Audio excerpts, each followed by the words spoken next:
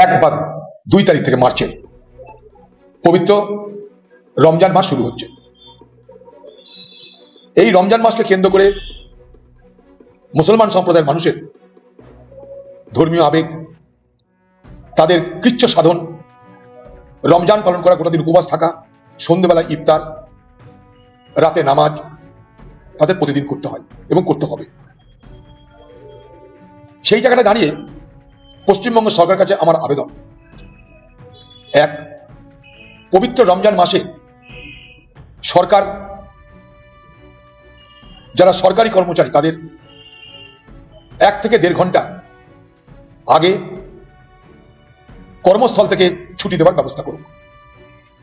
2 নম্বর, যেমন পুজোর সময় মণ্ডপে মণ্ডপে প্রচুর পরিমাণ টাকা দেওয়া হয়, সেই রকম ভাবে ঈদগাহ, যে ঈদগাহগুলোকে কেন্দ্র করে গ্রামে গ্রামে এই উৎসব চলতে থাকবে, যে ঈদগাতে গোটা গ্রাম, গোটা সমাজের মানুষ ঐক্যবদ্ধ হবে, যা যাবে, যেখানে নামাজ পড়া হবে উৎসবের সময়, সেই ঈদগাহকে আলোকসজ্জায় সজ্জিত করার জন্য সরকারের পক্ষ থেকে বিশেষ অর্থ বরাদ্দ করবার দরকার আছে বলে আমি মনে করি। কারণ তাহলে কি হয়, সংখ্যালঘু মুসলমান মানুষের মধ্যে এটা মনে হবে না যে শুধুমাত্র পুজোর জন্য রাজ্য অর্থ দিতে পারে আর আমাদের জন্য অর্থ দিতে পারে না, এই ভাবনার দ্বারা তারা আক্রান্ত হবে না। 3 নম্বর, সরকারি কর্মচারীদের উৎসবের সময় যেমন বোনাস দেওয়া হয়, ঠিক একইভাবে মসজিদে মসজিদে ইমাম এবং মুয়াজ্জিনদেরকেও বোনাস দেওয়ার ব্যবস্থা করা হোক। কারণ এই রমজানের মাসগুলোতে তাদের বিশেষ দায়িত্ব পালন করতে হয়, তাদের বিশেষ দায়িত্ব পালন করতে হয়। সকাল থেকে রাত পর্যন্ত, সাহরি থেকে শুরু করে তারাবি হয়ে রাত পর্যন্ত প্রচুর দায়িত্ব পালন করতে হয়। তাই যখন সরকারি কর্মচারীদের বোনাস দেওয়া হয়, তখন সেই মাসটাতে যারা প্রতিটা দিন মেহনত করছে তাদের জন্য কেন বোনাস দেওয়া হবে না? আমার আরেকটা দাবি, যে এই সময় বাজারে জিনিসপত্রের দাম খুব বেড়ে যায়। আপনারা জানেন, ইফতার করতে মুসলমান সমাজের মানুষ ড্রাই ফ্রুট অর্থাৎ শুকনো খাবার, ফল মূল, এগুলো তারা বেশি করে গ্রহণ করে থাকে। ঠিক সেই সময়তেই বাজারে কিন্তু অগ্নিমূল্য হতে আরম্ভ করে সমস্ত ফলের দাম, সমস্ত জিনিসের দাম। এখন থেকে দেখবেন বাজারে ফল বা ফল জাতীয় শুকনো ফল বা তাজা ফল যাই দেখুন না কেন, তার কিন্তু দর দিনের পর দিন বাড়তে আরম্ভ করে গেছে।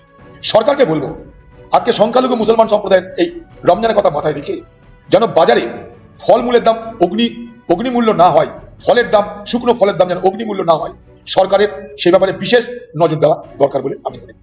পাশাপাশি সাধারণ মানুষ যারা, সংখ্যালঘু মানুষ, সাধারণ মানুষ যারা, তারা যেহেতু এই সমস্ত খাবার সেই সময় গ্রহণ করে থাকে, তাই রেশনে অন্তত সুজি, শুকনো খাবার, শুকনো ফল যদি রাজ্য সরকার দেওয়ার ব্যবস্থা করে, তাহলে নিশ্চয়ই তাদের জন্য একটা বড় কাজ হবে। আমার এই কতগুলো দাবি থাকলো, কারণ আমরা সবাই বলি ধর্ম যার যার, উৎসব সবার। সেই উৎসবে, সেই ইফতারে আমরা অংশগ্রহণ করি, আমরা কখনো ইফতারিতে দাওয়াত দিই। এই সময়টা মুসলমান সমাজের কৃচ্ছ সাধনের সময়। মুসলমান ধর্মে বলা আছে ইসলামে আরকান আল দিন, অর্থাৎ সেই আরকান আল দিন যে 5টা স্তম্ভ, সেই 5টা স্তম্ভের একটা হচ্ছে উপবাস। সেই উপবাস এই সময় করা হয়, একটা মাস ধরে উপবাস চলবে। তাই সেই মুসলিম সমাজের মানুষের এই রমজান মাসে যেন কোনো সমস্যা না হয়, তার জন্য সরকার বিশেষভাবে দৃষ্টি দিক, এটা আমার দাবি। আরেকটা কথা, এই সময়টাই প্রচুর জলের প্রয়োজন হয়। কারণ জানেন যে সারাদিন পর মুসলমান সমাজ যখন রোজা ভাঙে, ইফতার হয়, নামাজ শুরু হয়, গোটা দিনের প্রচুর পরিমাণ জল তাদের প্রয়োজন হয়। তাই 24 ঘন্টা জল সরবরাহ। পাশাপাশি আপনার আরেকটা কথা বলি, মনে করেন সকালবেলায় রোজা শুরু করার সময় সেহারি খাওয়া হয়, সেই সেহারি সূর্য ওঠার আগে থেকেই দিতে হয় একটা সময়। সেই বাড়ির মেয়েরা রান্না শুরু করে রাত্রি 1টা, রাত্রি 1:30 থেকে।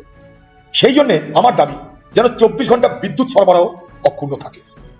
24 ঘন্টা বিদ্যুৎ সরবরাহ এবং 24 ঘন্টা জল সরবরাহ গোটা মাসে যেন অক্ষুণ্ণ থাকে, সেই ব্যাপারটাই সরকারকে বিশেষভাবে আমি দৃষ্টিতে দাবি করছি।